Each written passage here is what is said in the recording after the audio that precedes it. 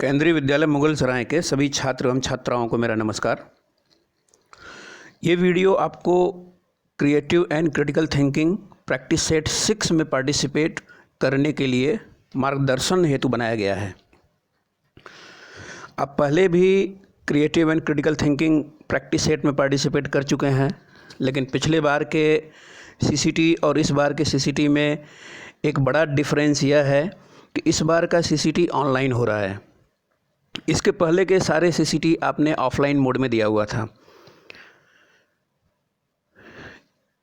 Participate करने से पहले आपको एक चीज़ और इंश्योर करना है कि आपके मोबाइल पे दीक्षा ऐप इंस्टॉल हो, क्योंकि इस बार का सीसीटी दीक्षा ऐप से कोलैबोरेट है और दीक्षा ऐप के थ्रू ही ये कंपटीशन आपको पार्टिसिपेट करना है। सभी क्लास टीचर आपके ये लिंक जो स्क्रीन पर दिख रहा है ये आपको ऑलरेडी शेयर कर चुके होंगे।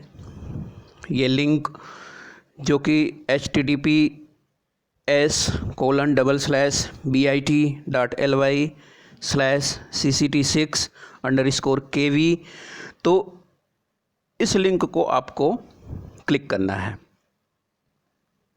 ये हमने क्लिक किया तो यहाँ पे हमारे पास एक मैसेज आ रहा है, do you want to open the page at https://bit.ly। तो आपको यहाँ पे ओपन पे क्लिक करना है। ओपन पे आप जैसे ही क्लिक करेंगे आपके पास एक और मैसेज आएगा, किसको आप क्रोम ब्राउज़र के थ्रू ओपन करना चाहते हैं या फिर दीक्षा पोर्टल के थ्रू। तो आपको यहाँ से दीक्षा चूज करना है। जैसे ही आप दीक्षा चूज करेंगे ये आपको दीक्षा ऐप पे डाइवर्ट करेगा और डाइवर्ट करने के बाद कुछ इस टाइप का यूजर इंटरफेस आपको दिखेगा। अब यहाँ पे क्या करना है, आपको ये जो आपको प्ले बटन दिख रहा है यहाँ पे आपको क्लिक करना है। तो आइए प्ले बटन पे क्लिक करते हैं और प्ले बटन पे जैसे ही क्लिक करेंगे ये सीसीटी का कंटेंट लोड होना स्टार्ट हो जाएगा। एक बात आप और इंश्योर कर लेंगे कि आप दीक्षा पोर्ट पे ऑलरेडी लॉगिन हो। तो इसके बाद हमें ये स्क्रीन दिखाई दे रहा है, creative and critical thinking practice. तो यहाँ पे फिर हम नेक्स्ट बटन पे क्लिक करेंगे, इस वाले बटन पे। इस बटन पे जब क्लिक करेंगे तो ये हमें आगे ले जाएगा। यहाँ पे हमें बताया गया है कि व्हाट इज सीसीटी प्रैक्टिस। तो इसको रीड आउट करके हम आगे बढ़ेंगे। इसके बाद हमें मिलेगा पेज टर्म्स एंड कंडीशन का। टर्म्स एंड कंडीशन हमें पढ़ लेना है एक बार। सारे पॉइंट्स सेल्फ एक्सप्लेनेटरी हैं, इसलिए आपको समझने में कोई समस्या नहीं होगी। हम यहाँ से फिर से नेक्स्ट बटन पे क्लिक करेंगे और जैसे ही नेक्स्ट बटन पे क्लिक करेंगे टर्म्स एंड कंडीशन का सेकेंड पेज ओपन होके आ जाएगा। तो फिर से हम यहाँ पे नेक्स्ट बटन पे क्लिक करेंगे और जैसे ही हम यहाँ पे नेक्स्ट बटन क्लिक करेंगे यहाँ से आपके पास पार्टिसिपेंट्स इन्फॉर्मेशन करके आ जाएगा। ये सारे के सारे इन्फॉर्मेशन आपको यहाँ से फिल करना है। यहाँ पे कुछ इन्फॉर्मेशन आपके ऑप्शनल हैं, लेकिन आपको कुछ भी नहीं छोड़ना है और सारे के सारे इन्फॉर्मेशन को फिल करना है। पहला है पार्टिसिपेंट्स जेंडर। तो यहाँ पे आपको क्या कर देना है, मेल आप हैं, आप अगर बॉय हैं तो मेल फिल कर देना है और गर्ल हैं तो फीमेल फिल कर देना है यहाँ से। फिर हम आगे बढ़ेंगे पार्टिसिपेंट्स क्लास। तो सपोज़ करिए क्लास हमारा 10 हो रहा है तो 10 हमने भर दिया यहाँ पे। यूडाइस कोड, अब केंद्रीय विद्यालय मुगलसराय का आपको यूडाइस कोड भरना है। ये मैंडेटरी इन्फॉर्मेशन है, इसको आपको फिल करना ही करना है। तो केंद्रीय विद्यालय मुगलसराय का मैं यहाँ पे यूडाइस कोड फिल कर रहा हूँ, यही कोड आपको भी फिल करना है। केंद्रीय विद्यालय मुगलसराय का यूडाइस कोड है 0966100102। मैं फिर से रिपीट कर रहा हूँ, केंद्रीय विद्यालय मुगलसराय का यूडाइस कोड है 0966100102। ये इन्फॉर्मेशन फिल करने के बाद हम आगे बढ़ेंगे। यहाँ पे फिर आ रहा है पार्टिसिपेंट्स स्कूल नेम।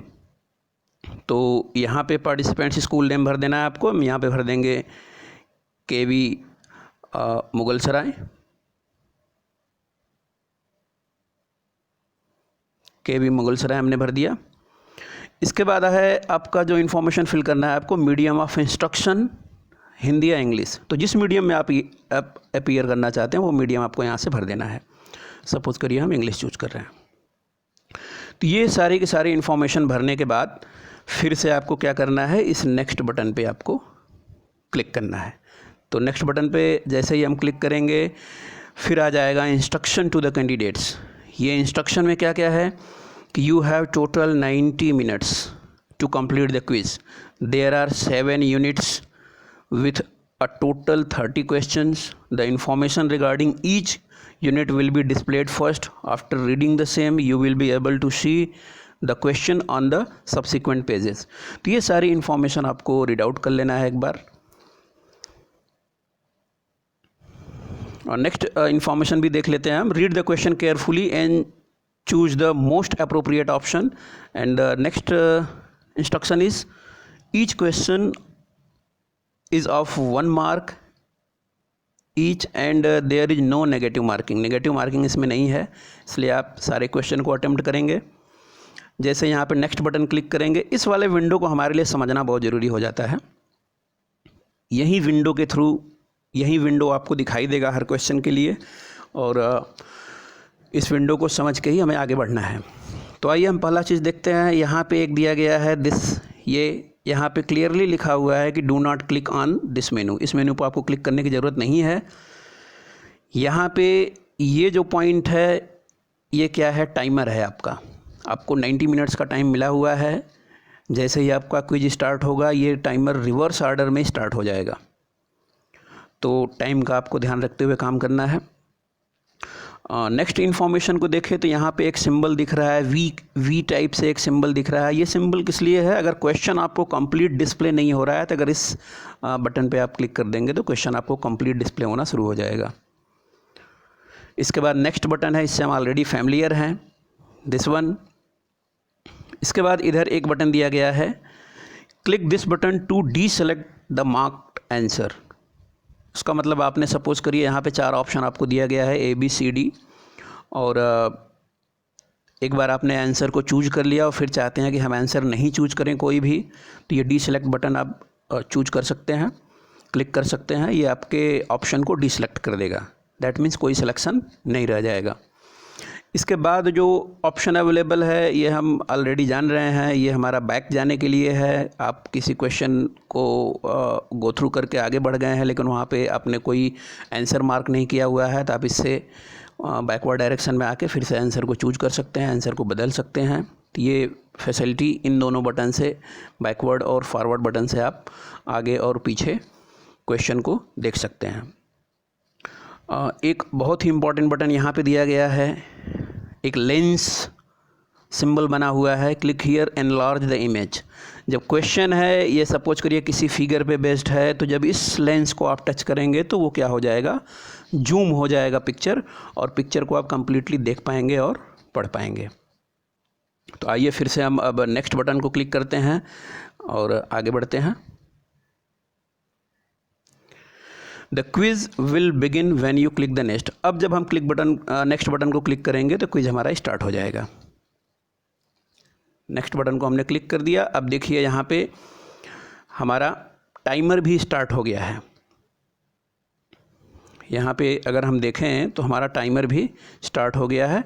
ये टाइमर अब रिवर्स ऑर्डर में चलना शुरू हो गया है। तो टाइम का ध्यान रखते हुए हमें फिर से प्रोसीड करना है। यहाँ से हम आगे बढ़ेंगे।